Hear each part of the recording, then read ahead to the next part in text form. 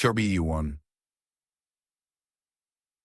I still remember the way my father's voice echoed in the dining hall, the weight of his words heavier than the crystal chandelier hanging above us. Ethan will take over now.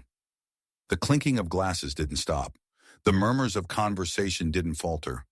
It was as if no one realized what had just happened, as if no one saw my entire life's work being handed over to someone who had never lifted a finger for it. I felt my stomach drop, but I smiled. 12 years of conditioning, of learning how to mask emotions, kept my face unreadable. I raised my wine glass, forced a polite nod, and let the moment play out as if it hadn't just altered the course of my life. Across the table, my mother held my gaze for a brief second. She understood. She always did, but she wouldn't interfere. She never did. And then there was Ethan, my younger brother, the golden child, the son who had never built anything, never struggled, never sacrificed a damn thing for this company.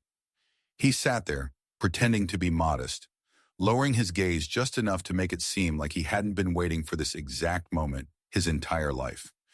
The man who had failed every startup he touched, who had wasted years jumping from business idea to business idea, who had never once worked a full month at Harper & Co., was now apparently my successor.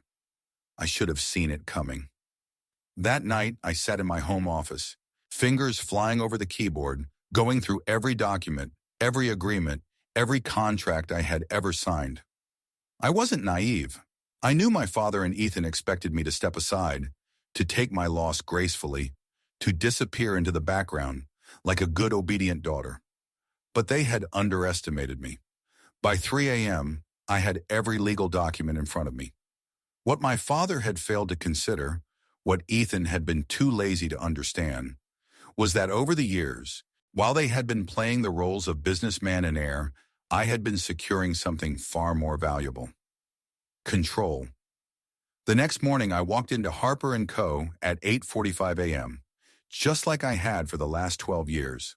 The walls, the polished floors, the murmurs of efficiency, it all looked the same. But everything had changed. People avoided my gaze, their whispers cut off the moment I walked by. They knew. I entered my office and waited. At exactly 9 a.m., there was a knock on my door, followed by my father and Ethan walking in, radiating confidence. My father barely looked at me before speaking. "I assume you're aware of the transition happening today?"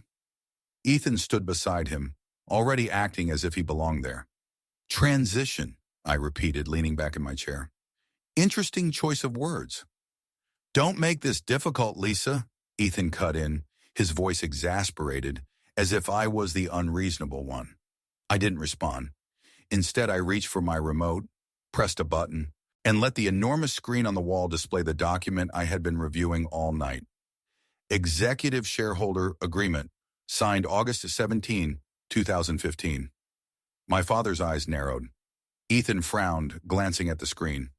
"Do you even know what this document is?" I asked, tilting my head slightly. Ethan hesitated. "A shareholders agreement?" I nodded. "Correct. And do you know what it says?" I highlighted a clause, my fingers barely skimming the screen. "This agreement, signed during Harper & Company's restructuring, states that any transfer of executive power, such as appointing a new CEO, requires the approval of all majority shareholders." I turned back to my father, watching as understanding settled over his face. "And I, Dad, holds 60% of the company's shares." Ethan's face drained of color.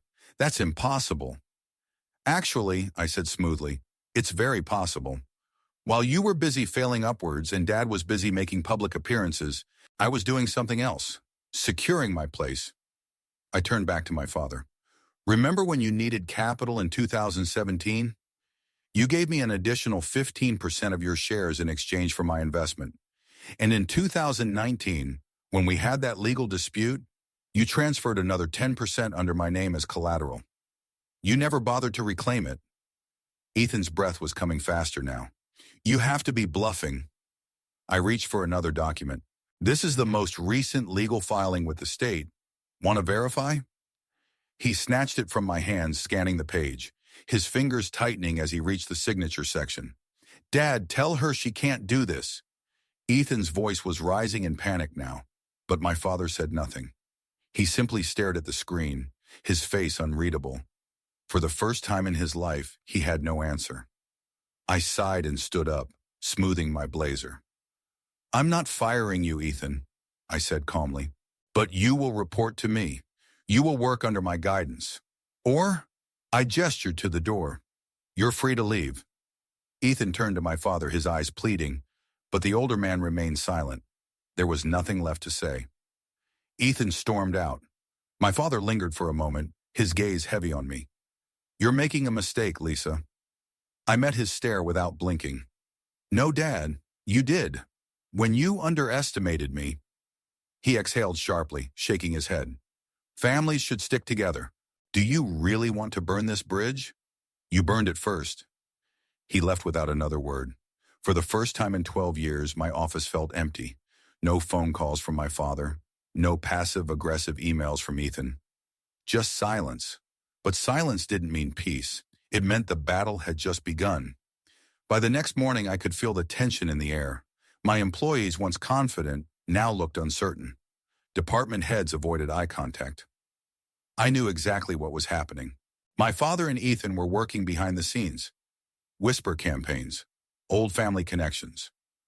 Board members being courted over private dinners. I wasn't going to let them win. That afternoon, I called for an emergency executive meeting.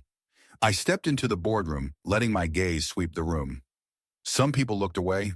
Others watched me too closely. Waiting. "Let's not waste time," I said, my voice steady. "I know conversations have been happening behind closed doors. Some of you have doubts about my leadership. Let's clear that up now." I pressed a button, bringing up the numbers. Under my leadership, Harper & Company has grown from near bankruptcy to a $75 million powerhouse. Sales have increased by 300% in the last 5 years. We've expanded into 6 new markets. Tell me, do we have a single financial indicator suggesting this company is in trouble? Paul, the CFO, hesitated before shaking his head. "No.